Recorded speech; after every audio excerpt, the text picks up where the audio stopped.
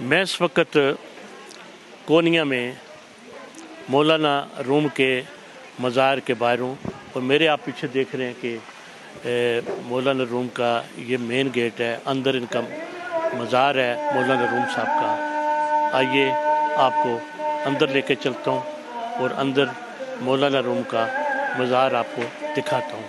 इसके साथ ही मैं ये भी बताता चलूँ कि मौलाना रूम साहब का ये उर्स है और आज उर्स का पहला दिन है और आप देख रहे हैं कि स्नो फाइलिंग हो रही है और उसके बावजूद भी लोग आ रहे हैं और कहते हैं कि अगर ये स्नो फाइलिंग ना होती तो कम से कम लोग 1,15,000 यहाँ पे लोग आते हैं और दुनिया के कोने कोने से लोग आते हैं।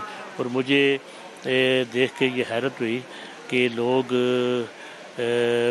दुनिया के कोने कोने से आके मौलाना रूम के मज़ार पे हाज़िरी दे रहे हैं।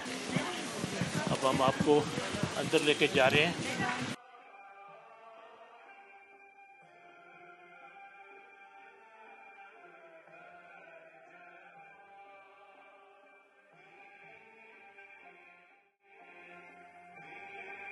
और मज़ार के अंदर हम आ गए हैं और आपको दिखा रहे हैं कि ये हज़रत मौलाना जलालुद्दीन साहब का मज़ार है जी। हम आपको आगे लेके चलते हैं।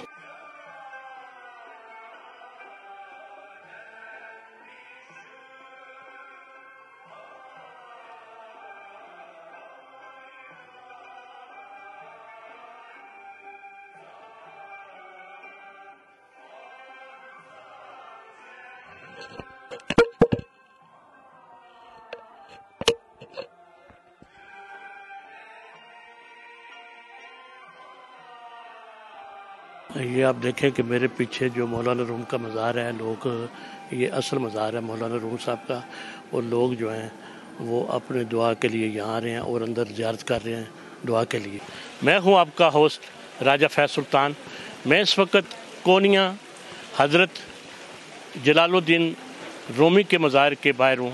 आप मेरे पीछे देख रहे हैं कि हज़रत मौलाना जलालुद्दीन रूमी का मज़ार है और मेरे साथ हैं सीनियर जर्नलिस्ट वजाहत अली खान साहब। इनसे पूछूंगा कि मौलाना रूमी के हवाले से आप क्या कहना चाहेंगे। जी राय साहब, मौलाना जलालुद्दीन रूमी आपको पता है तकरीबन 800 साल पहले पैदा हुए थे। उस वक़्त बल्ख जो था वो हो सकता है ईरान का हिस्सा हो, लेकिन आजकल वो अफ़गानिस्तान का हिस्सा है, बल्ख और बुखारा। तो मौलाना वहाँ से कोनिया पहुँचे और कोनिया में ही सुकूनत पजीर हो गए। और यहाँ पे आपको पता है कि उनके जो मुर्शद थे शम्स तबरेज़, तो शाह शम्स तबरेज़ जब यहाँ पे आए तो मौलाना दर्स व तदरीस दिया करते थे यहाँ पे। तो वहाँ से इनकी जो आपस में इनकी दोस्ती शुरू हुई, वो दोस्ती जो है वो ये इन्होंने उनको अपना पीर मान लिया जलालुद्दीन रूमी साहब ने और मुर्शद मान लिया शाह शम्स तबरेज़ को। और फिर एक ना ख़त्म होने वाली इनकी जो दोस्ती थी वो इतनी ज़्यादा बड़ी कि इश्क में तब्दील हो गई। और यहाँ के जो उनके शागिर्द थे मौलाना के, वो ये समझते थे कि हम पर शम्स तबरेज़ को फ़ौक़ियत दी जा रही है, बल्कि मौलाना के जो घर वाले थे वो भी इनके अगेंस्ट हो गए इस वजह से कि आप हर वक्त शम्स तबरेज़ की बात क्यों करते हैं। लेकिन मौलाना को क्योंकि पता चल चुका था कि शम्स तबरेज़ जो है वो एक पहुँचे हुए बुज़ुर्ग है, तो इसलिए इनकी जो कहानी है वहीं से शुरू हुई। फिर मौलाना उनकी याद में तड़पते रहे। शम्स कहा यह जाता है शम्स तबरेज़ फिर इन बातों से तंग आके कहीं पर्दा कर गए, कहीं चले गए, फिर किसी को पता नहीं कि वो कहाँ गए। मौलाना उनकी याद में बहुत से इन्होंने 50,000 तकरीबन अशार कहे। मौलाना की जो मसनवी है जो हज़ारों अशार पे मुश्तमिल है, वो भी उनमें भी बहुत से जो मैक्सिमम अशार हैं वो शम्स तबरेज़ की जुदाई में है। अब शम्स तबरेज़, बहुत से लोग इसको मिक्सअप करते हैं कि वो तो मुल्तान में दफन है। کچھ کہتے ہیں وہ کشمیر میں دفن ہے، لیکن وہ بزرگ جو ہے وہ کچھ کہتے ہیں کونیا میں ہے، لیکن یہ شمس تبریز جو ہیں کونیا والے، ان کے بارے میں بھی دو طرح کی روایات ہیں۔ ایک روایت تو یہ ہے کہ وہ یہیں کہیں اس احاطے میں یا اس سے باہر کہیں دفن ہے کونیا میں، لیکن زیادہ لوگ یہ کہتے ہیں، زیادہ روایت یہ ہے کہ ان کا کوئی پتہ نہیں ہے وہ کہاں پہ چلے گئے۔ تو جب وہ چلے گئے تو مولانا جو آپ نے رات کو بھی دیکھا ایک ایڈیٹوریم میں، جو اس کو کہتے ہیں درویش رقص، تو وہ جو درویش رقص ہے وہ مولانا کیا کرتے تھے، خود کرتے تھے جی، وہ اپنے پیر کی اپنے مرشد کی جدائی میں، تو اس کو درویش رقص کہا جاتا ہے۔ تو جب وہ جذب و مستی میں مولانا آتے تھے تو وہ گھومتے تھے اور کئی گھنٹے کہتے ہیں کہ وہ رقص کرتے رہتے تھے۔ تو وہاں سے یہ صوفی، یہ درویش رقص ہے، وہاں سے یہ نکلا ہے۔ تو اس کے بعد مولانا کافی عرصہ زندہ رہے، اور میں وہ واقعہ بڑا دل خراش واقعہ وہ نہیں بتانا چاہتا، کیونکہ تاریخ میں تو یہ بھی لکھا ہے کہ انہیں قتل کیا گیا تھا، اور ان کے اپنوں نے ہی مولانا کے، ایک جگہ یہ بھی لکھا ہے کہ ان کے بیٹے نے ان کو قتل کیا تھا، لیکن واللہ علم، ہم اس پہ کوئی بات نہیں کر سکتے۔ لیکن میں آج یہاں پہ آیا ہوں، آپ بھی یہاں پہ آئے ہیں، تو ان کی عقیدت میں آئے ہیں کہ مولانا کا یہ عرس ہے، آج ان کی ڈیتھ اینیورسری ہے۔ تو آپ نے دیکھا کہ اتنا خراب موسم ہے، سنو فالنگ ہو رہی ہے، لیکن ہزاروں کی تعداد میں لوگ ابھی آ رہے ہیں، کیونکہ ابھی وہ جمعے کی نماز بھی ہوگی، تو اس کے بعد رات گئے تک محافل یہاں پہ سجیں گی اور لوگ اپنا عقیدت کا اظہار کریں گے۔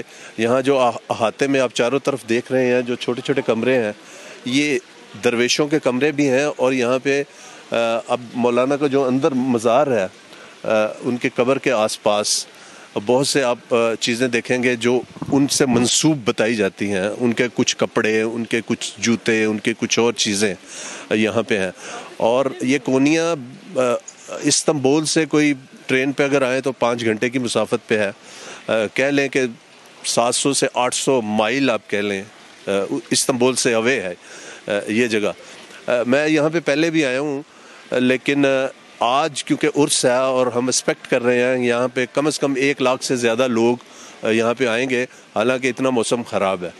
تو میں یہ سمجھتا ہوں کہ بزرگان دین، چاہے وہ بر صغیر میں تھے یا دنیا میں کہیں بھی تھے، انہوں نے زیادہ سے زیادہ انسانیت کی بات کی ہے، اور انسانیت کو ہی انہوں نے یہ کہا ہے کہ یہی مذہب ہے، اولین اور آخر مذہب، جتنے بھی مذاہب آئے ان کا مطلب بھی یہی ہے۔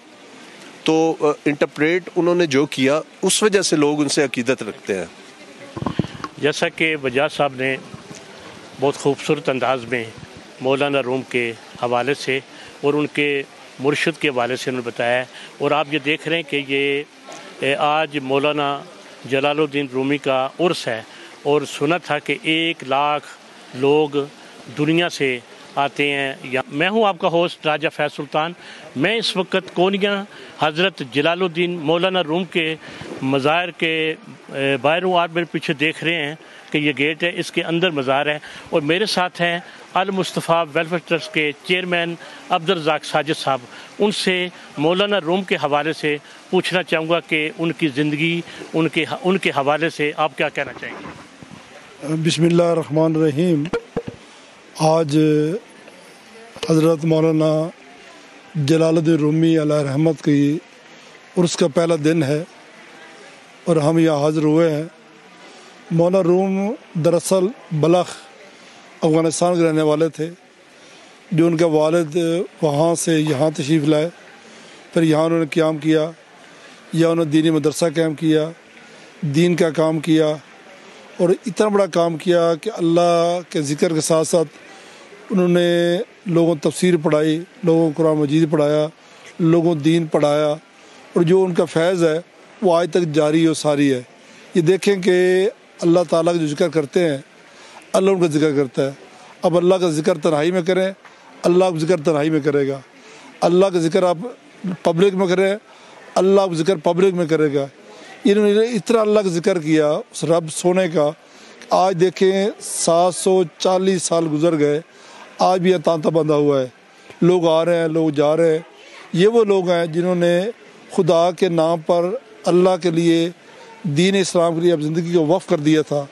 آج ان کا فیض عام ہے، لوگ یہاں آتے ہیں، لوگ یہاں دعائیں کر رہے ہیں، لوگ یہاں اپنی آس سے مرادیں لے کر آتے ہیں، اللہ تعالیٰ سب کو پوری کرتا ہے۔ ایسا یہ بتائیں کہ تقریباً کتنے سال ہوں گے، یا 1000 سال یا 500 سال ان کو دنیا سے پردہ کی ہوئی؟ 740 عرص ہے آج ان کا، 740 سال گزر گئے ان کو اس دنیا فانی سے تشریف لے کر گئے ہوئے۔ آج ان کو عرس کی پہلا دن ہے، آج ان کو عرس ہو رہا ہے، اور یہ سلسلہ انشاءاللہ تعالیٰ جاری رہے گا، اور جب تک یہ دنیا قائم ہے یہ سلسلے قائم رہیں گے۔ اللہ نے جن لوگوں کو نوازا ہے، یہ خاص لوگ ہوتے ہیں جو دنیا میں تشریف لاتے ہیں، دل ہر شخص کا کرتا ہے، لیکن اللہ تعالیٰ جس کو چاہے نواز دے۔ جی سر، یہ بتائیں کہ شاہ شمس تبریز کے حوالے سے ان کو کتنی عقیدت تھی، اور کتنا یہ مرشد تھے، یا ان سے محبت تھی یا عقیدت تھی، ان کے حوالے سے کیا کہنا چاہیں؟ ان کی دو باتیں، ایک روایت یہ ہے کہ وہ شاہ شمس علیہ رحمت کے بیعت نہیں ہوئے تھے، لیکن شاہ شمس علیہ رحمت جس مقام پر فیض تھے وہ ان سے فیض لینا چاہتے تھے، اور اس عقیدت سے ان کے ساتھ وہ لگے رہے۔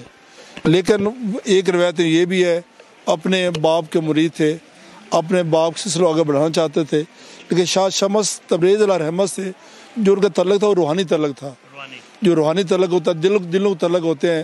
اور ایک وقت ایسا بھی آیا جب شاہ شمس تبریز یہاں سے چلے گئے تو پھر واپس آئے، پھر چلے گئے، پھر مولانا روم نے کہا اب مجھے شمس ضرورت نہیں ہے، اللہ تعالیٰ مجھے خود شمس بنا دیا ہے۔ یہ مولانا روم نے کہا؟ مولانا روم نے کہا یہ۔ لیکن یہ ایسے لوگ ہوتے ہیں کہ ایک میں ان کی کتاب پڑھ رہا تھا، ان کے مدرسے میں ایک بلی رہتی تھی، وہ 2 دن پہلے وہ جیسے بلی چیختی ہے، اداس ہوتی ہے، آپ اس کو غریب اس کو پیار کیا، تو لوگ ضرور یہ کیا کہہ رہی ہے، یہ کہتا ہے آپ یہ کہہ رہی ہے آپ مجھے چھوڑ کے جا رہے ہو، اور 2 دن آپ کی موت اتنے پیار تھا۔ بلی کو پتہ چل گیا کہ مولانا روم اس دنیا فانی سے جا رہے ہیں۔ آپ فرمایا یہ بلی مجھے کہہ رہی تھی کہ مولانا تم خود دنیا چھوڑ کے جا رہے ہو، مجھے یہاں اکیلے چھوڑ کے جا رہے ہو۔ تو یہ بات وہ ہے کہ یہ سب کی دلوں کی باتیں سمجھتے ہیں، یہ پرندوں کی باتیں سمجھ جاتے ہیں، انسانوں کی باتیں سمجھتے ہیں۔